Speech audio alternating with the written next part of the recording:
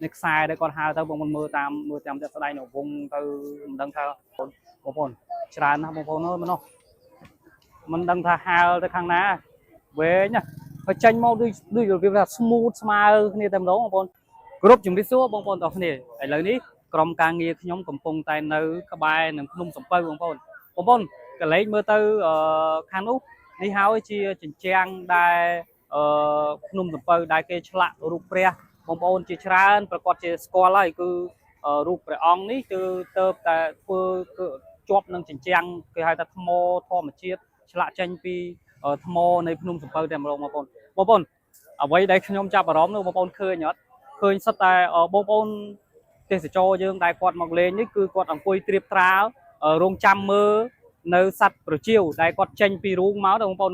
កាមេរ៉ាអាចចាប់ដល់ទេបងប្អូនប្រជៀវប៉ុន្តែគាត់ថាអត់ទាន់ដល់ពេលចេញទេបងប្អូនបន្តិចទៀតប្រហែលជានឹងចេញអញ្ចឹងពេលដែលចេញមកក្រុមការងារខ្ញុំនឹងផ្តិតទិដ្ឋភាពពេលដែលសត្វប្រជៀវនឹងហោះចេញមកបងប្អូនប៉ុន្តែឥឡូវនេះខ្ញុំគ្រាន់តែចង់បង្ហាញសិនថាគឺមានភ្ញៀវទេសចរយើងមកលេងច្រើនមែនទែនបងប្អូនហើយមកនេះគឺ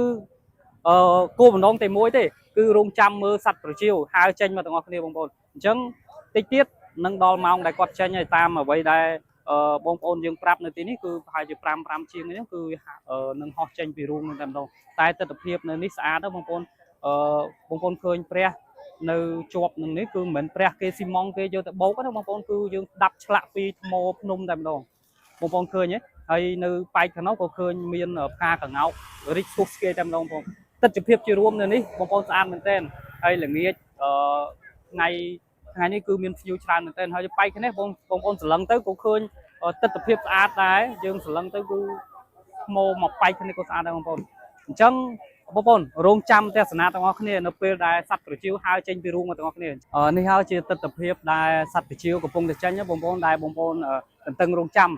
ក្រុមការងារខ្ញុំអង្គុយរងចាំប្រហែលជាខ្ទង់ជាង1ម៉ោងបងប្អូនឥឡូវនេះដល់ម៉ោងដែលគាត់ចេញមកហើយបងប្អូ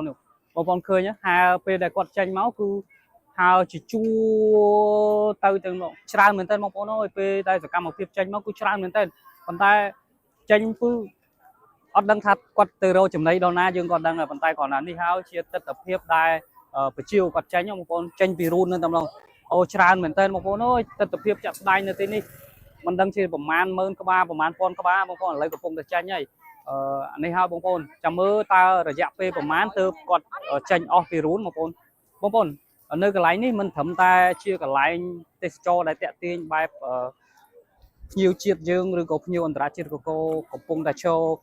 នៅកាមេរ៉ាបងប្អូនកន្លែងនេះឃើញភ្ញៀវដែលព្រៀបព្រោងគឺសិតតែកាមេរ៉ាចាំផ្ដិតទិដ្ឋភាពនៅពេលសត្វប្រជៀវចេញមកបងប្អូនហើយទាំងសនេភាពដែរនៅកន្លែងនេះមិនត្រឹមតែផ្ដិតនៅសត្វប្រជៀវប៉ុណ្ណឹងទេគឺមានរូបព្រះពុទ្ធដែលទ្រង់កន្លែងព្រះពុទ្ធប្រសោតផងនិងព្រះពុទ្ធត្រាស់ដឹងផងដែរបងប្អូននេះប៉ុន្តែឥឡូវយើងមកវាយមកមើលកន្លែងសត្វកាជៀវវិញបងប្អូននេះឃើញទេអូច្រើនមែនទេបងប្អូនអើយ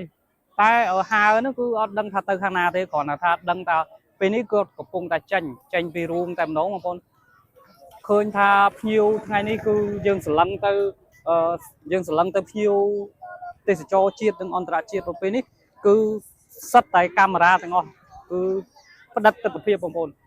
ទាំងក្រុមការងារខ្ញុំកំពុងតែឈរផ្ដិតបង្ហាញជូនបងប្អូនដូចគ្នាបងប្អូនអ្នកដែលធ្លាប់បានមកទស្សនាហើយក៏ធ្លាប់ដឹងហើយថាកន្លែងនេះជារូនប្រជៀវប៉ុន្តែបើសិនជាបងប្អូនអត់ទាន់បានមកទស្សនាផ្ទាល់ទេបងប្អូនអាចមកទស្សនាតាមរយៈក្រុមការងារខ្ញុំដែលផ្ដិតទិដ្ឋភាពជូនបងប្អូនពេលនេះបងប្អូនដឹងហើយថាភ្នំសំពៅនេះគឺជាកន្លែងទេសចរដែលតាក់ទាញមួយនៅក្នុងទីរួមខេត្តបាត់ដំបងបងប្អូនច្រើនណាស់បងប្អូនអើយមិនដឹងថាហើរទៅខាងណាវែងណាហើយចេញមកដូចរបៀបថា smooth ស្មើគ្នាតែម្ដងបងប្អូន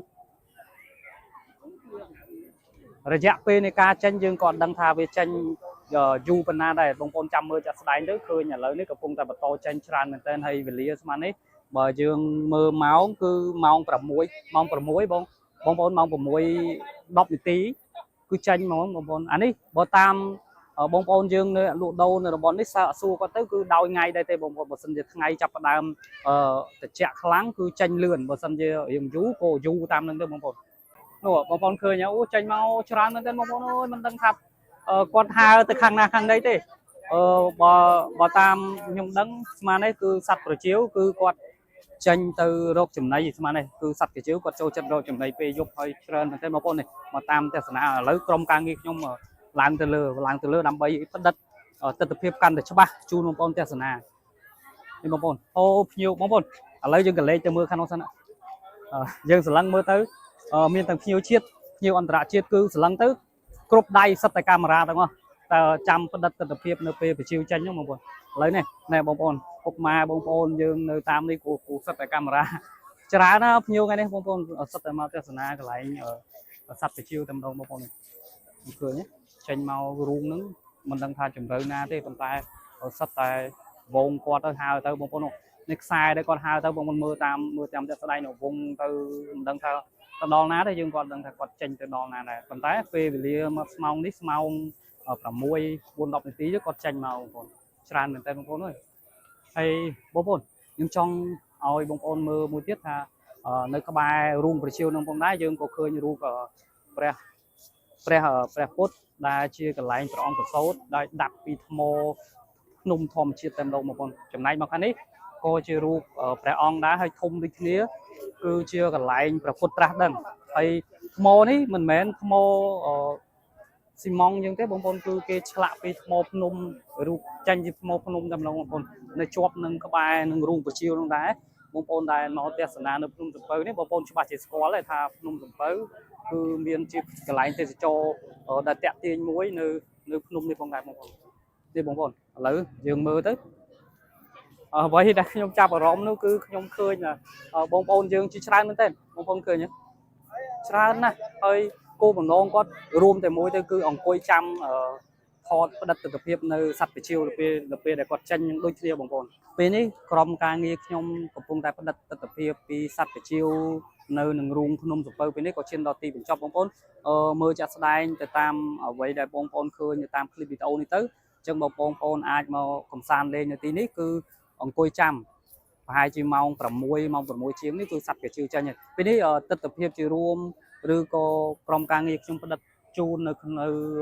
ក្បែរនៅភ្នំសំពៅនិងរូងប្រជៀវនិងសត្វប្រជៀវចេញនៅពេលនេះក៏ឈានដល់ទីបញ្ចប់បើសិនជាមានចំណុចខ្វះខាតឬក៏លើសលួសត្រង់ប្រការណាមួយសូមខន្តីអភ័យទោស